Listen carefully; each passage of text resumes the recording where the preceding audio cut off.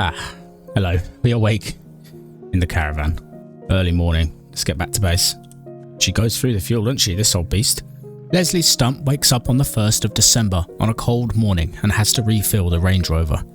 He has thoughts of Roderick eating a cheese sandwich in the front seat, talking about his old life, and the shiver of the wind goes through his bones. 1st of December today, Christmas time.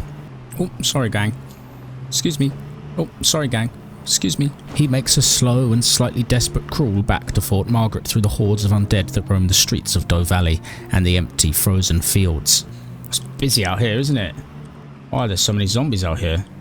What are you all doing here on this empty road? Where are you all trying to go? Strange freaks. Come on, Range Rover. Just worm your way through this horrible place. Seems relatively peaceful here. Stop for a snack. Leslie stops for a truly delectable snack on the quiet country road. Have a carrot and salt sandwich. Hello, my darling snails. You okay in here? After his snack, he powers on a little further, then stops for lunch in another quiet spot. Let's put some... Oops. Shouting his head off in the back of the caravan. Let's put these underwear on Moley. Lovely. He puts some underwear on Moley the mole and then pours himself a cup of beer. Leslie eats his lunch sat in the middle of the road under the slightly warm sun and drinks to Roderick's memory. The air smells fresh. For a moment, he forgets it's the apocalypse at all. Eventually, he does make it back to the fort and says hello to Paul, who has been carving out a small life for himself amongst the detritus of the fort. Yes, he's still here. Hello, Paul. Hi. Roderick is dead. You okay, buddy? Ah, home sweet home. When Leslie returns, he takes a look at the dismal Fort Margaret. It is a sad sight, and he promises to do more for the memory of his late wife, and Martin, and Eric, and Roderick, and every other dead soul in Kentucky. Then it's time for a new plan, to set out once again in Rod, old, trusty Rod, reliable Rod, to clear the remaining houses in Riverside, to really put his mind at ease that the surrounding streets full of dust and bones were truly empty, every single last building. So I think the issue is that we need to clear out all of Riverside, and we're getting there. So what I'm going to do is I'm going to park up Rod like over here and clear out all of these buildings, I think, is the plan. So let's just stock up with some supplies. Oh dear, I think his battery's gone flat.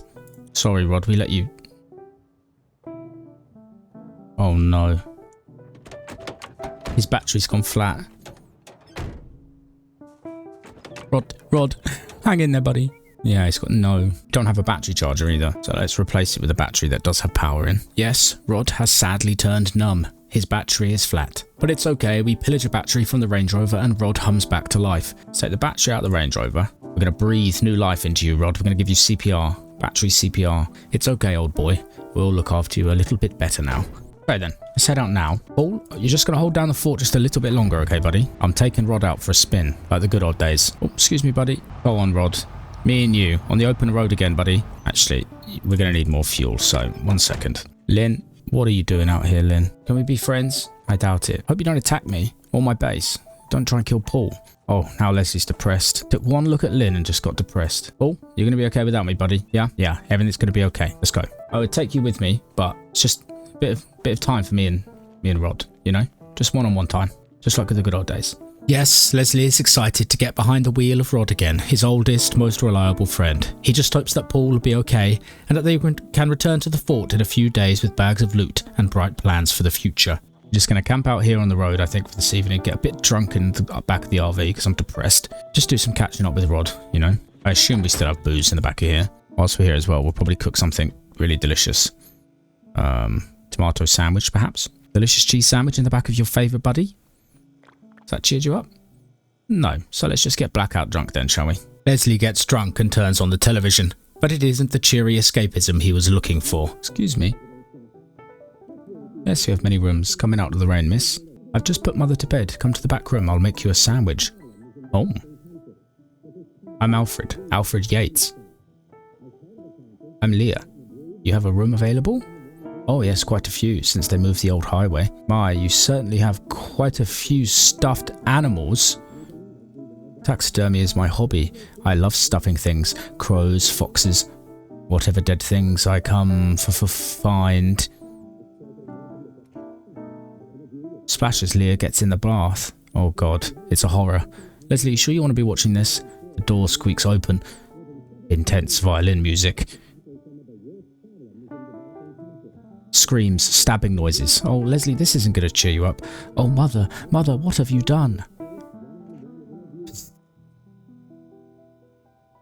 Oh, good. Well, did that cheer you up, Lesley? No? No, didn't cheer you up. Lie down, have a cigarette and your best buddy, and sleep. Two old buddies on the road again, heading out on day 146 to return to peaceful Riverside, an area that Lesley has already killed many, many zombies in. Whoa, it's going a little bit too fast over those bodies. Slow down a little bit. Got how powerful Rod is. Just gonna stop here because there's a bunch of cars here and I reckon I can get some engine parts, and Rod needs a little TLC under the hood. Lesley stops to salvage some engine parts from vehicles because Rod has certainly seen better days. 100% engine. Beautiful. How you feeling, Rod? You feeling better? Yeah, he's looking great. Look at his little face. He looks very happy. Nice one, Rod. Right, let's park in here then. It's time to return to something that Lesley finds immensely comforting. Picking through the remnants of many forgotten people, finding treats in cupboards, guns in wardrobes, and all sorts of other lovely bits to clutter Rod's belly with. Pickles. I'll eat them now. I'm a little bit picklish. I think we're going to have a bath. Lesley travels through some sort of space-time continuum and has a bath in under 2 seconds. Lesley's stinky. Whoa, super fast bath. Just take that all off a second and have a look at your... We'll take off this big combat armor as well so we can see your beard, whether you need to shave your beard. I mean, I think you look pretty good. You look pretty nice, Les, so black frilly underpants, must take those, of course. I would be foolish not to, Lesley. You love cheese sandwiches, don't you, Lesley? The sound of the rain falling on the decking outside. Very peaceful. I like Riverside. Feels safe here.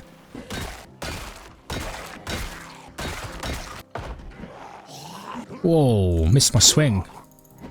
Careful, Lesley. Kind of want to take this black fancy chair with me because I'm going to want somewhere comfortable to sit on Christmas Day. Lesley is looking ahead to the future. Eat those dry crackers in the rain. Dry crackers in the rain. Sounds like a lovely jazz song. Desert Eagle. Nice. Stealthily clear out the buildings with our new pistol. He finds a new pistol, and it's safe to say he goes a little wild with it. Oh, nice shot, Lesley. Nice shot. Nice stuff, Lesley. It's going to cause a little bit of a nuisance, but that's okay.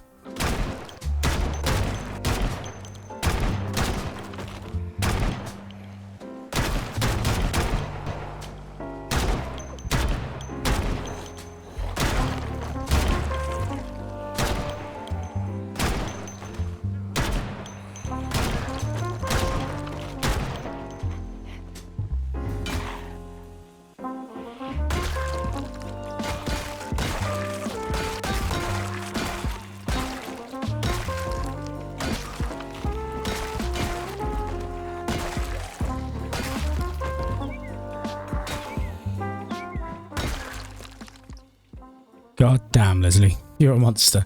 I love it. I absolutely love it. You're a little bit drowsy, so we'll take it nice and easy. Cheese and canned tomato burger. Doesn't that sound exquisite, Lesley?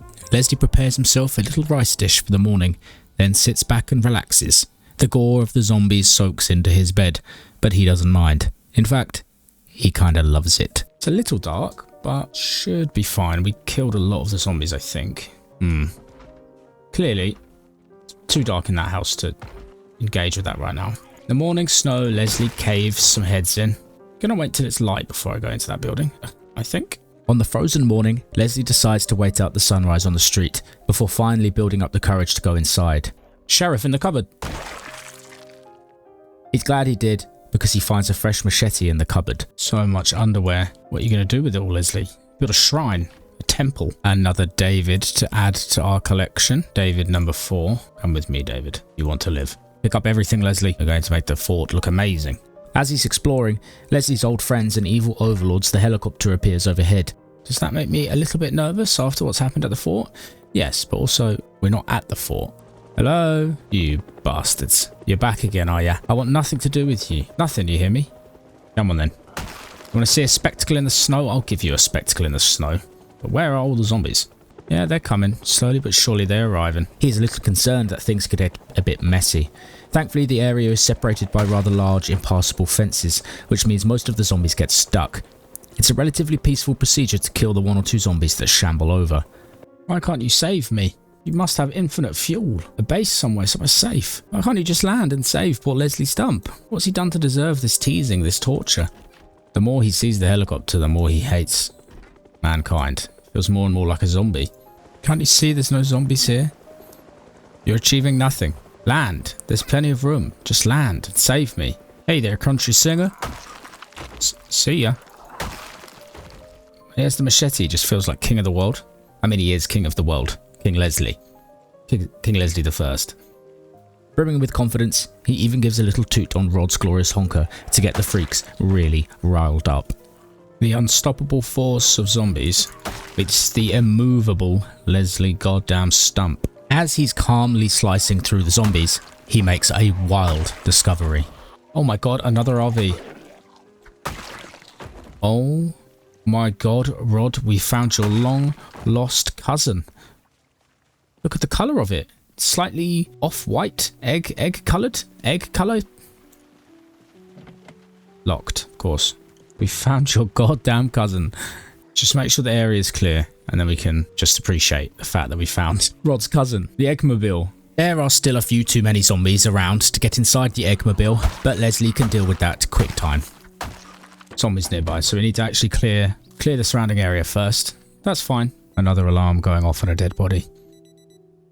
It's okay, Lesley. I know that sound haunts you, but it's just a clock. It's just a watch on someone's arm. Just smoke a cigarette, Lesley, and listen to the sound of the throbbing zombies. They echo around the building. It's 6:30. We're a little sleepy. So we'll sleep in Rod, and tomorrow we'll check out Rod 2. Rod the Second. With a slightly more eggy hue. This is the good life, isn't it? Isn't it, Lesley? You remember what it used to be like before you settled down? Just you and Rod, the open road, eating well, covering your entire life with detritus. Lesley wakes up early on day 148 and cooks himself pasta for breakfast. He loves to be inside Rod's warm and comfortable stomach again. You like to be filled up, don't you, Rod? Let's turn you on.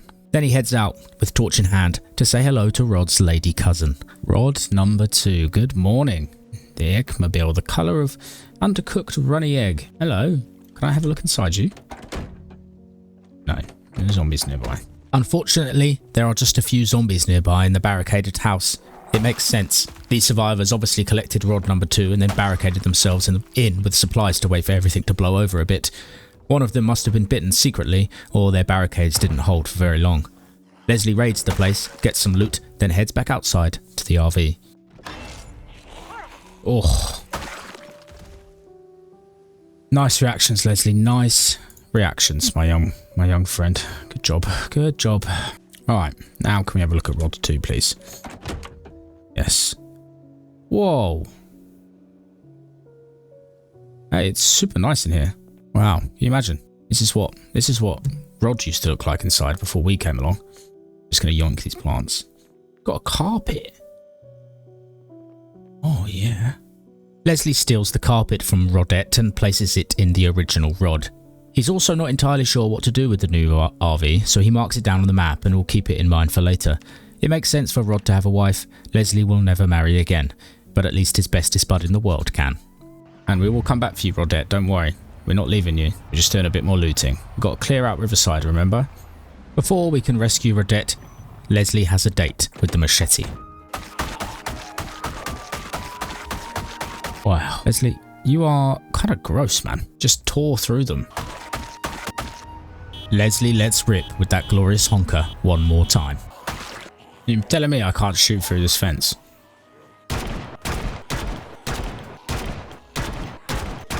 Lesley's going to open some canned beans and stare at the zombies through the fence. Eat half a can of beans and stare into their dead, rotting faces. Lesley.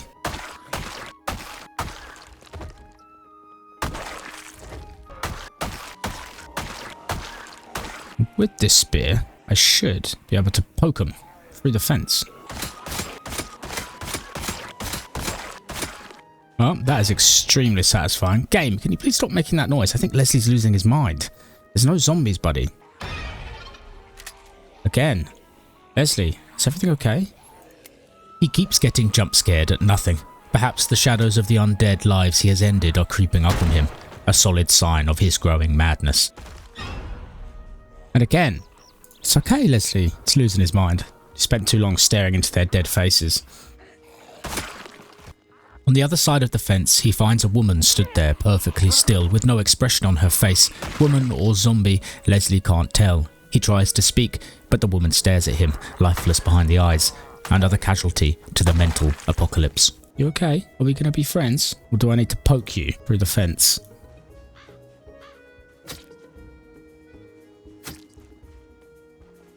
Ow, she got me. She scratched my hand. She scratched my hand with her badminton racket.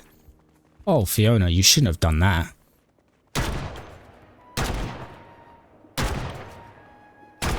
You shouldn't have done that, Fiona. You messed up.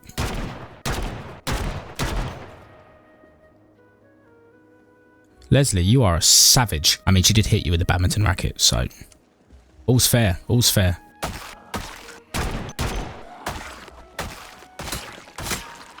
The sound of the alarm is haunting him. Alright, you need a cigarette. There's not many of them left now.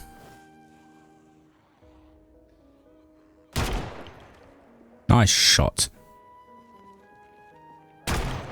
Nice shot.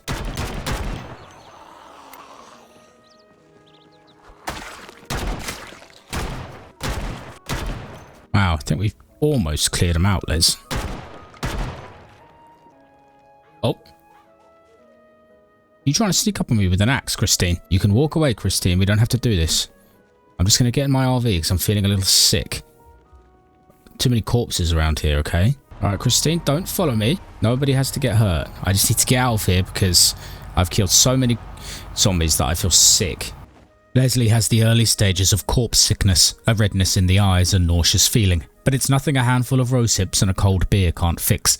He stands in the back of Rod and empties and reloads his weapon over and over again, whispering to himself. He's just going to practice reloading over and over and over again, whispering to himself about zombies' brains exploding, about eternal alarms ringing and ringing and ringing. He's fallen in love with his pistol. Beatrice.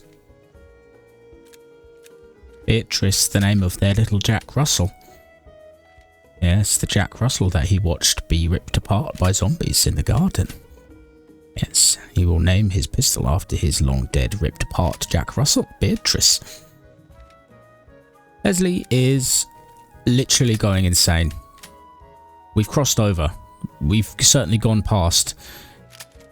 There's a line in the sand has been crossed for Lesley Stump. He's losing his mind. Completely. He's so tired. He's mumbling to himself.